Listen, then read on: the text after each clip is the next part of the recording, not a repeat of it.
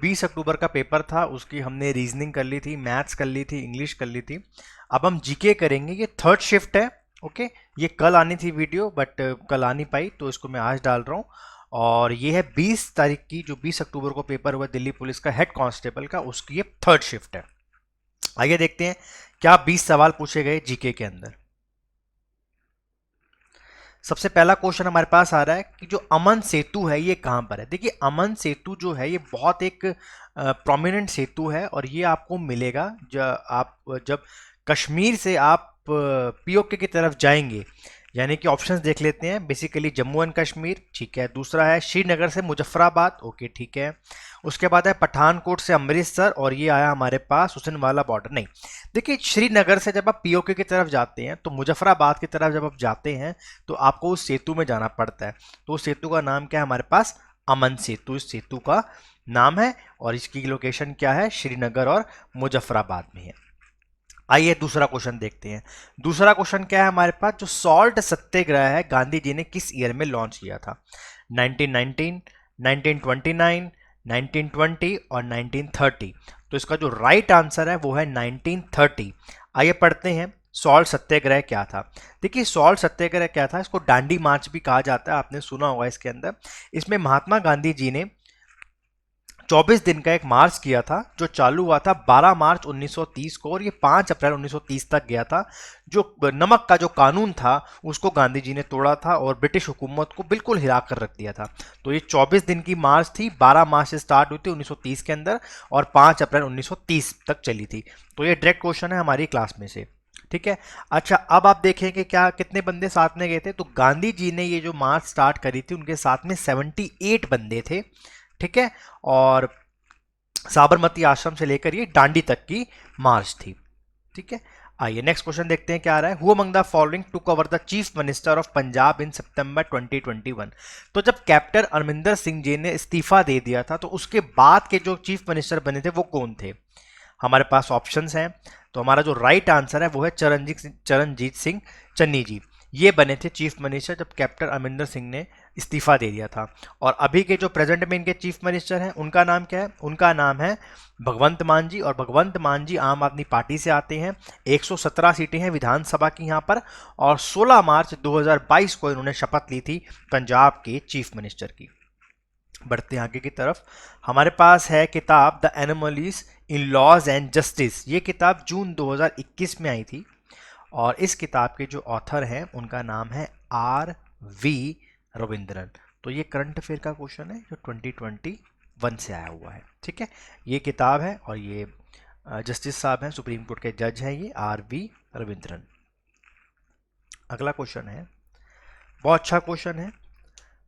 आप procedure that involve the transplantation, implementation, infusion into a human recipient of either live cell, tissue or organ from a non-human animal source।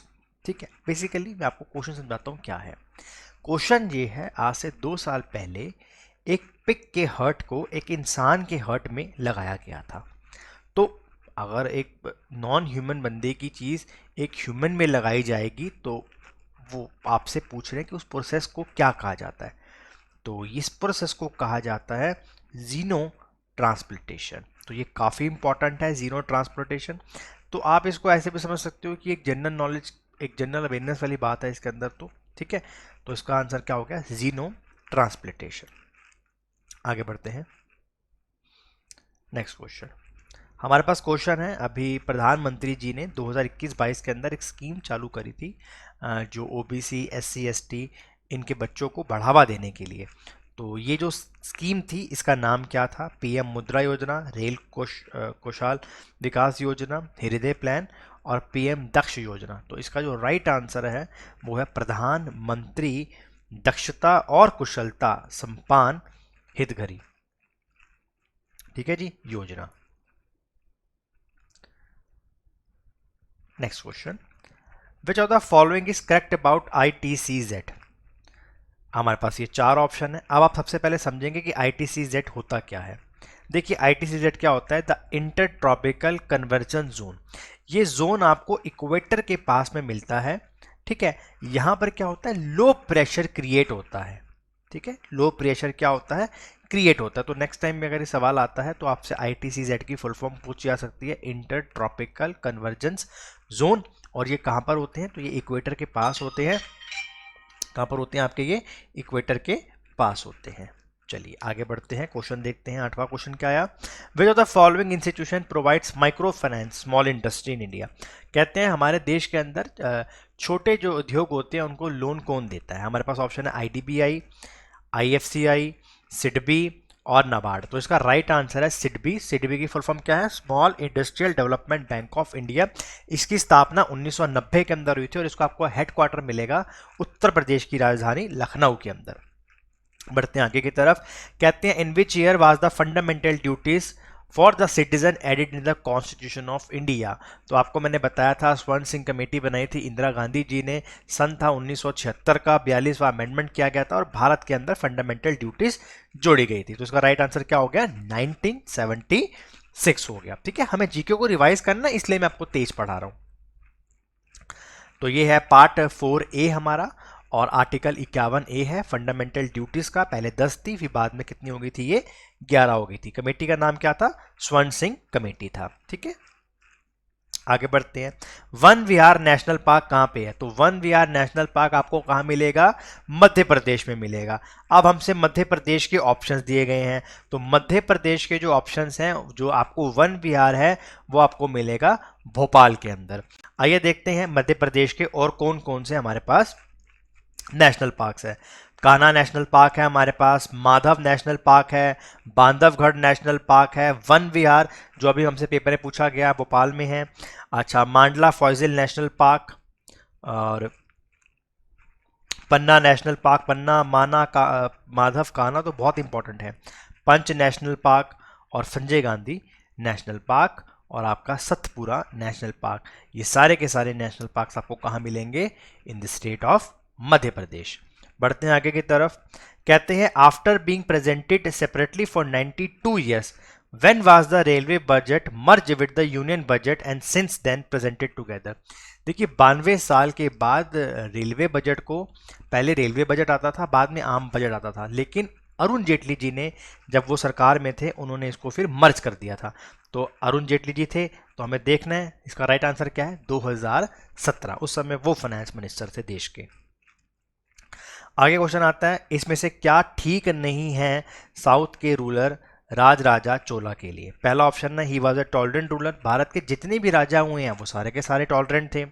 उसके बाद ही built a great navy. बिल्कुल, south के अंदर अगर आप रह रहे हैं तो आपको नेवी तो बिल्ड करनी पड़ेगी। He did not contribute anything to the south India के आर्किटेक्चर। बिल्कुल गलत है, इन्होंने तो बहुत कंट्रीब्यूट करा था हमारे साउथ इंडिया के लिए, बहुत कंट्रीब्यूट करा है, बहुत महान ये लीडर थे।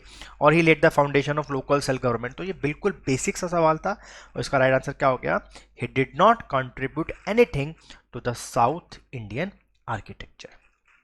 Next question, who among the following led the Theosophical Society in India. ठीक है, आपको बताया हुआ है मैंने इसके बारे में भी। इसका राइट आंसर तो बिना ऑप्शन देके भी हमारे स्टूडेंट बता सकते हैं। आंसर क्या है इसका, एनी बेसेंट। और ये है हमारी क्लास की मॉडर्न इंडिया की शीट, जहां पर इसके बारे में बताया गया था कि एनी बेसेंट जो एक आयरिश लेडी थी और इन्होंने होम रूल की स्थापना करी थी भारत के अंदर, जो हमारे बाल गंगाधर तिलक जी हैं उनके साथ मिलकर। ठीक है, मैंने आपको पढ़ाया था इनके बारे में। बढ़ते हैं आगे की तरफ, which of the following Indian classical dance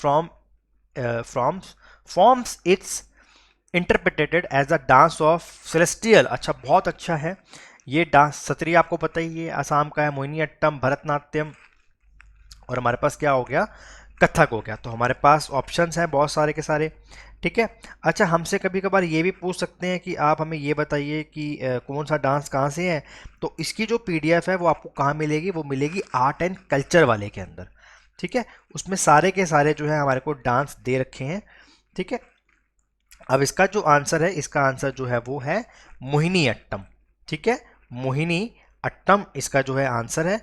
और आपको ये भी पता होना चाहिए कि जो मोहिनी अट्टम है वो डांस फॉर्म कहाँ का होता है। अच्छा, मैंने आपको एक ट्रिक भी दिखाई थी, क्या बताया था कि जितने भी अट्टम वाले होते हैं वो कहाँ से होते हैं, केरला से होते हैं। ठीक है, चलिए आगे बढ़ते हैं। Next question, who among the following was the Mughal ruler when the Jama Masjid of Delhi was built. आपको पता ही है बॉब द बिल्डर कौन था, बॉब द बिल्डर था शाहजहां। तो इसका आंसर तो हमें ऐसे ही पता चल जाएगा, शाहजहां ने सारा काम करा, ताजमहल आपका जामा मस्जिद दिल्ली में बनाई है। ठीक है, चलिए ताजमहल बनाया है इन्होंने, ठीक है, आपकी जामा मस्जिद बनाई थी। अच्छा, लाल किले पे भी सवाल आ सकता है कि लाल किले की जो शुरुआत कब करी गई थी, तो 1632 में करी गई थी और यमुना रिवर के पास ही है। ठीक है, आगे बढ़ते हैं। नेक्स्ट क्वेश्चन कह रहे हैं जब रिपब्लिक डे होता है तो भारत के राष्ट्रपति को कितनी तोपों की सलामी दी जाती है, तो ये जाती है, आपको पता ही होगा, हम बोलते भी हैं 21 तोपों की सलामी। चलिए next question, the industrial sector of the country was divided into how many schedules under the industrial policy resolution 1956। तो बड़ा आसान सा तरीका है, तो आपको पता ही है हमारे यहाँ पर कितनी होती हैं, 3 होती हैं इंडस्ट्री। ठीक है ना, 3 तरीके की इंडस्ट्रीज होती है हमारे यहाँ पर। नेक्स्ट क्वेश्चन कहते हैं highest number of in migrants, मतलब किसी राज्य से दूसरे राज्य में जो माइग्रेंट करके जाने वाले व्यक्ति किस राज्य में सबसे ज़्यादा आए हैं व्यक्ति।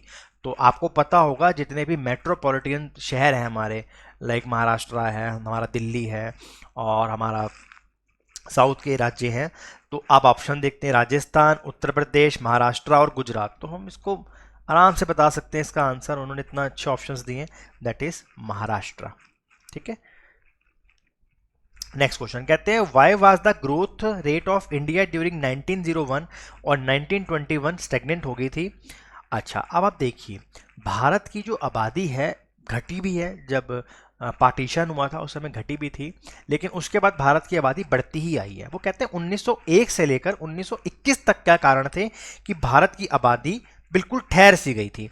बर्थ रेट और डेथ रेट बड़ा लो था, नहीं बिल्कुल भी नहीं। अगर मरेंगे ही नहीं और बच्चे कम पैदा होंगे तो उससे तो फर्क नहीं पड़ने वाला कोई भी। Birth rate and high rate was high. अच्छा, तो इसका जो राइट आंसर है वो क्या है, बर्थ रेट और जो डेथ रेट था वो क्या था, बहुत ज़्यादा हाई था उस टाइम पे। ठीक है, next question, who among the following cricketer was the most expensive by at the IPL 22। तो मैंने आपको पढ़ा ही रखा है, इसका आंसर क्या था, ईशान किशन, इनको खरीदा गया था। ठीक है, तो ये थे हमारे पास 20 सवाल जीके में से। आई होप आपको समझ में आ गया होगा। Thank you so much.